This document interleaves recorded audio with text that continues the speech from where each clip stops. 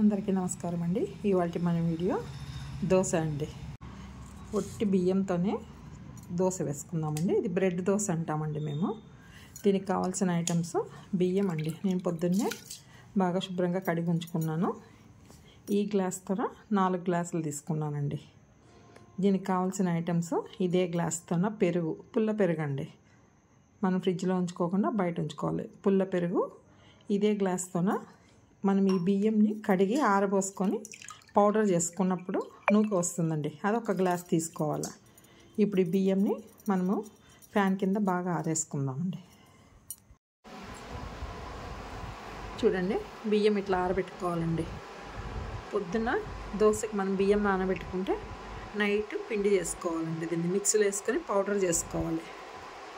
ఇది కొద్దిగా తడి ఆరినాక మిక్సీలో వేసుకుందాం.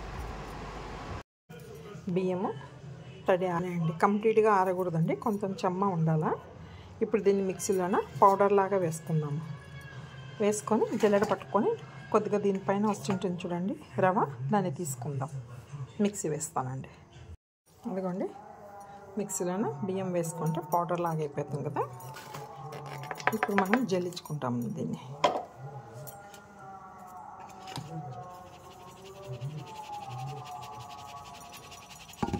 పిండి జల్లిన తర్వాత ఇందులో వచ్చేది రవ వస్తుంది చూడండి, దీన్ని తీసుకోవాలి మనం. ఇప్పుడు 4 గ్లాసుల బియ్యంకి 1 గ్లాసు రవ తీసుకోవాలండి. కొలత దానికి మనకు 1 గ్లాస్ పెరుగు.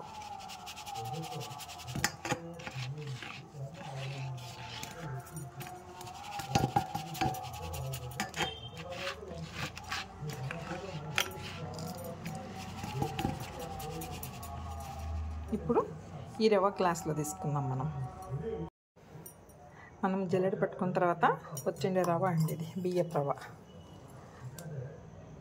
మొత్తం మనం బియ్యం అంతా మిక్సీలో వేసుకొని రవ తీసుకుందాం. పిండి రెడీ అయింది. మనకి రవ కూడా కరెక్ట్గా 1 గ్లాస్ నిండా తీసుకున్నానండి. ఇప్పుడు దీన్ని ఇదే గ్లాస్తోన 3 గ్లాసులు నీళ్లు వేసి బాగా మరిగేటప్పుడు ఈ నూక వేసి మనము ముద్దలాగా చేసుకోవాలండి. రెండు చేసుకుందాం. స్టవ్ మీద గిన్నె పెట్టుకున్నామండి. ఈ గ్లాస్తో 3 గ్లాసులు వాటర్ వేసుకుందామండి. సేమ్ కొలతండి, అదే గ్లాస్ ఇది.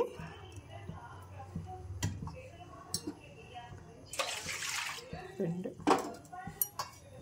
నీళ్ళు బాగా తెరలాలండి. ఉప్పు అదంతా ఏం వేయకూడదు, ఒట్టిది చేసుకోవాలి మనము నూక. ఇదిగోండి 3. ఈ నీళ్ళు బాగా తెల్లనిద్దాం. ఇదిగోండి, నీళ్ళు హీట్ ఎక్కినాయి. ఇది ఒకరు మనకు రవ వేస్తూ ఉంటే ఒకరు కలపాలండి. నేను ఒక్కదాన్నే వేస్తున్నాను, అందుకే ముందుగానే కర్ర వంచేసుకోండి. కొద్దిగా రవ వేసుకొని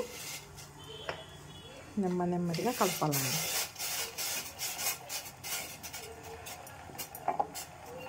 ఇద్దరు ఉండాలండి దీనికి, కంపల్సరీ ఇద్దరు ఉంటే బాగుంటుంది.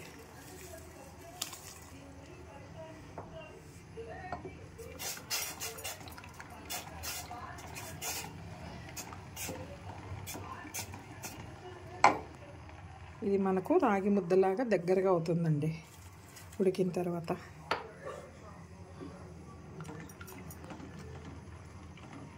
కలుపుతూనే ఉండాలా, లేకపోతే అడుగంటేస్తుందండి.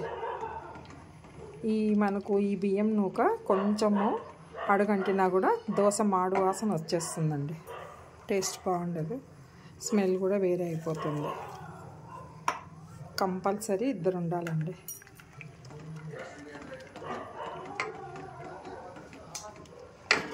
ఉండగట్టకుండా చూసుకోవాలి దీన్ని. అయిపోయిందండి, మొత్తం వేసేసినాను. ఇప్పుడు కలుపుకుందాం.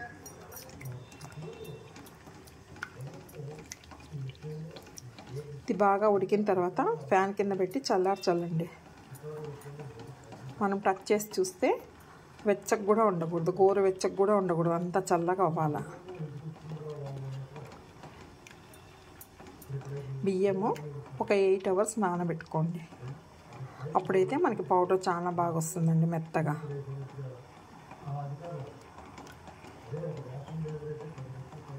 పెరుగు కూడా పుల్ల పెరుగు వేసుకుంటే బాగుంటుందండి దోశ. దీనికి కాంబినేషను కొబ్బరి చట్నీ, బొంబాయి చట్నీ బాగుంటుందండి. ఈ దోశకి ఎర్రకారం పొయ్యమండి, మనము ఒట్టిగా దోశ వేసుకుంటాం, ప్లెయిన్ దోశ వేసుకుంటాము. నైట్ దీంట్లో ఉప్పు కూడా వేయకుండా అట్లనే పులియనివ్వాలండి. మనము పొద్దున మనకు కావాల్సినంత పిండి తీసుకొని అప్పుడు ఉప్పు కలుపుకుందాం. ఇదిగోండి ఉడుకుతా ఉంది మనకి. ఇది మనం వేసిన బియ్యం నూక బాగా మెత్తగా ఉడకాలండి.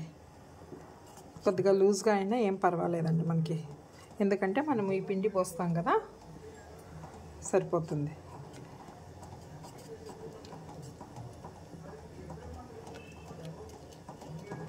ఒక 5 మినిట్స్ అండి బాగా ఉడకాల. ఒకవైపే తిప్పాలి మనము గరిటెని. అయిపోయిందండి, ఉడుకుతా ఉంది. ఇదిగోండి ఇట్లా బుడగలు వస్తాయి చూడండి, అట్లా బుడగలు రావాలా మనకు.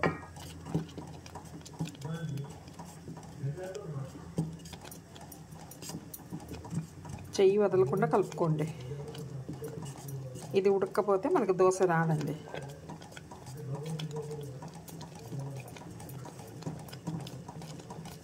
ఇదండి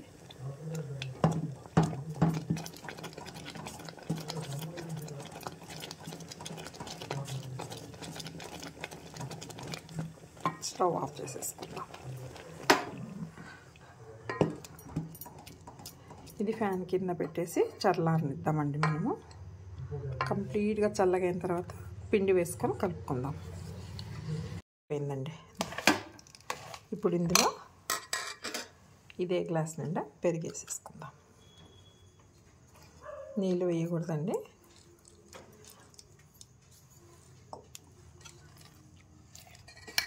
ఇప్పుడు పెరుగు, ఈ రవ్వ బాగా కలుపుకోవాలండి.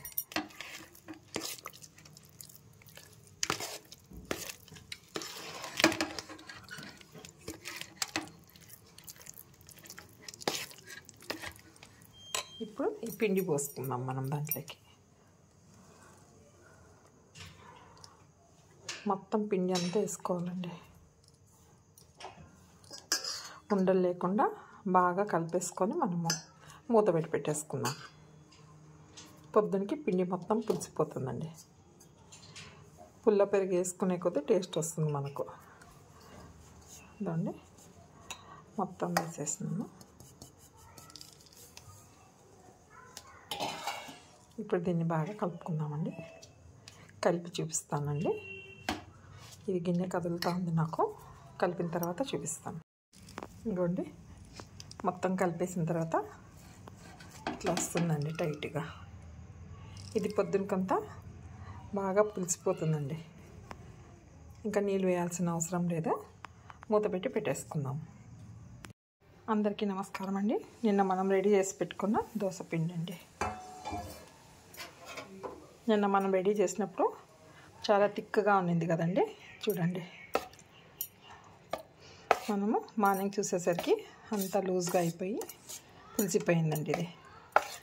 ఇప్పుడు మనకు ఇది కావాల్సినంత తీసుకొని ఉప్పు కలుపుకుందాము దోశ వేసుకునేకి. దీనికి బొంబాయి చట్నీ చేసుకుందామండి. బొంబాయి చట్నీకి కావాల్సిన ఐటమ్స్: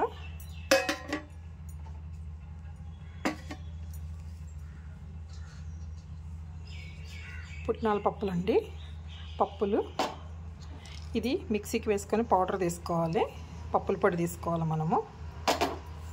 చింతపండు అండి, మీరు ఎంత చట్నీ వేసుకుంటారో దానికి తగినట్టు చింతపండు, పచ్చిమిర్చి, కొత్తిమీర, కరివేపాకు. ఇవన్నీ బొంబాయి చట్నీ చేసుకుందాం. ఇదిగోండి పప్పులు మిక్సీకి వేసి పెట్టుకొని పౌడర్ చేసుకున్నాను. ఇప్పుడు మనకు కొంచెం నీళ్ళు తీసుకొని ఒక గిన్నెలో ఈ పప్పుల పొడిని ఇందులో వేసి కలుపుకోవాలండి. మనకు ఎంత పచ్చడి కావాలో బొంబాయి చట్నీ దానికి తగినట్టు మనం పిండి వేసుకొని కలుపుకోవాలండి. ఇప్పుడు ఉండలు లేకుండా దీన్ని బాగా కలుపుకోవాలండి.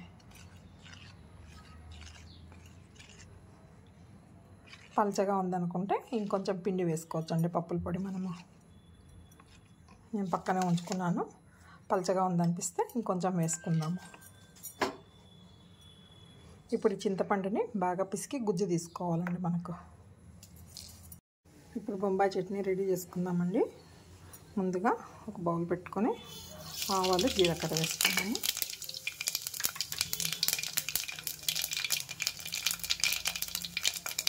చిట్పట్లాడిన తర్వాత పచ్చిమిర్చి, కొత్తిమీర, కరివేపాకు.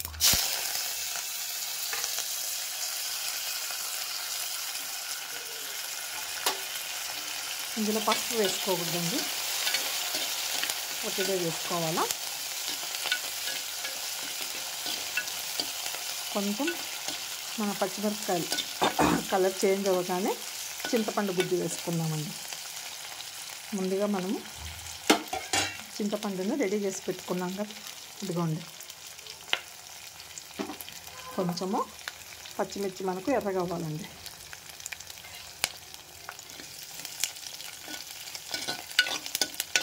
ఇది మామూలు దోశలకు కూడా చాలా బాగుంటుందండి బొంబాయి చట్నీ. మనం ఇప్పుడు చేసుకునే బ్రెడ్ దోశకి కొబ్బరి పచ్చడి, బొంబాయి చట్నీ రెండు బాగుంటాయండి.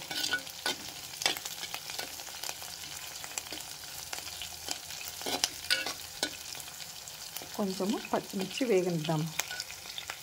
ఇదిగోండి, మన పచ్చిమిరపకాయలు వేగిపోయినాయి. ఇప్పుడు మనం చింతపండు వేసుకుందామండి.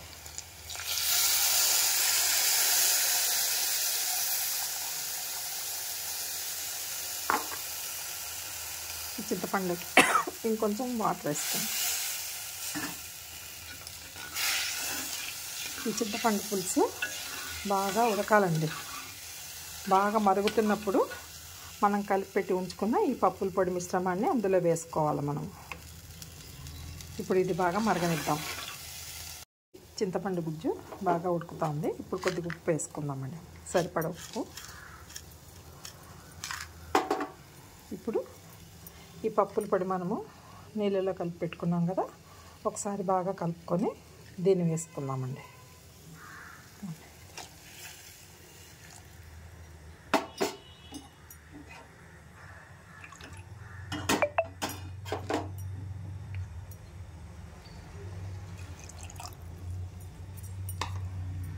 దీన్ని కలుపుతూ ఉండాలండి, లేకపోతే ఉండగట్టిపోతుంది.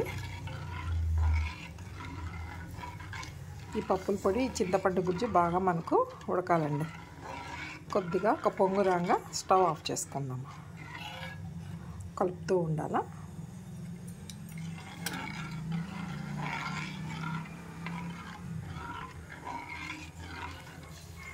ఒకసారి ఉప్పు చెక్ చేసుకోండి మధ్యలో. ఇది చల్లగా అయిన తర్వాత కొంచెం గట్టి పడుతుందండి. వేడిగా ఉన్నప్పుడే తినాలా, చాలా బాగుంటుంది టేస్ట్. ఒక 2 పొంగులు రాగానే స్టవ్ ఆఫ్ చేసుకుందాం మనం. చిక్కబడుతుంది చూడండి.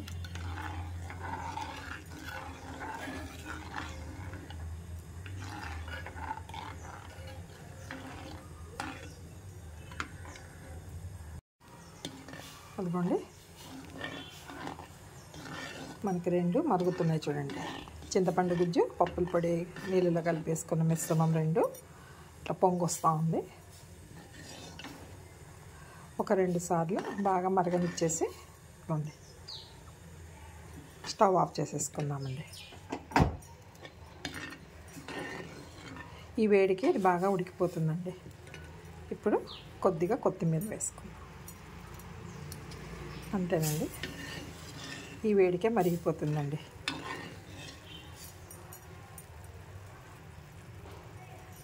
బొంబాయి చట్నీ రెడీ అయింది. ఇప్పుడు మనము దోశ వేసుకుందాం. నేను కొద్దిగా సపరేట్గా పిండి తీసుకొని ఉప్పు కలిపి పెట్టుకున్నానండి. ఇప్పుడు మనము దోశ వేసుకుందాం.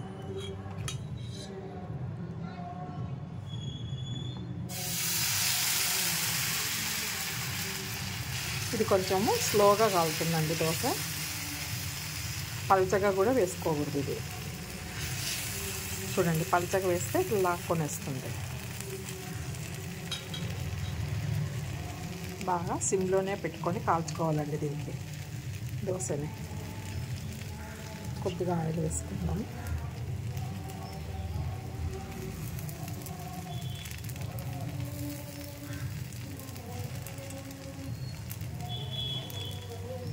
మనం మెంతులు వేయకపోయినా కూడా కొంచెం కలర్ వస్తుందండి. ఇది కొద్దిగా పుల్లగా ఉంటుంది ఇది దోశ, కానీ టేస్ట్ చాలా బాగుంటుందండి.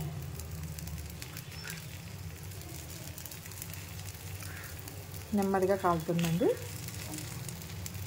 మన దోశలాగా స్పీడ్గా అవ్వదు, ఇది కొంచెం స్లో అండి.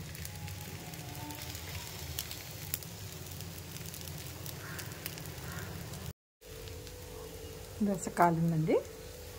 ఇప్పుడు ఒకసారి టర్న్ చేస్తాను. ఇదిగోండి, మెంతులకు వేయకపోయినా మనకి ఎంత బాగా వచ్చింది చూడండి. దీనికి సిమ్లోనే కాలాలండి, మంచి టేస్ట్ వస్తుంది. ఇప్పుడు మనము టేస్ట్ చేసేకి కొంచెం ఈ పచ్చడి తీసుకుందామండి. ఈ బొంబాయి చట్నీ దోశ టేస్ట్ చేస్తాం మనం.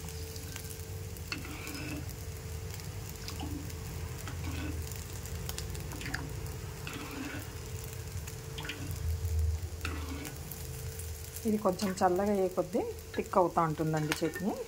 వేడిగా ఉన్నప్పుడే తినాలి మనము.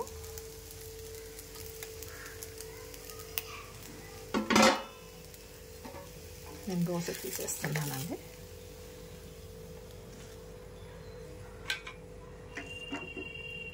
మనం ఇప్పుడు టేస్ట్ చేసుకుందాం.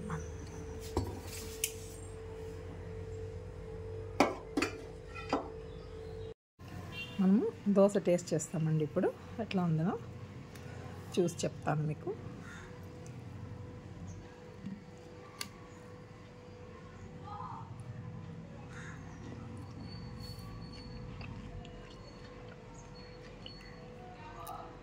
బాగుందండి. బొంబాయి చట్నీ పుల్లగా, ఈ దోశ కొంచెం పుల్లగా చాలా బాగా వచ్చిందండి. ఇందులో ఉన్న పచ్చిమిరపకాయ కూడా పుల్లగా చాలా బాగుంటుందండి తింటే. ఇదిగోండి, చాలా బాగుందండి. మీకు ఈ వీడియో నచ్చిందని అనుకుంటాను. నచ్చినట్లయితే లైక్ చేయండి, షేర్ చేయండి, సబ్స్క్రైబ్ చేసుకోండి. Thank you.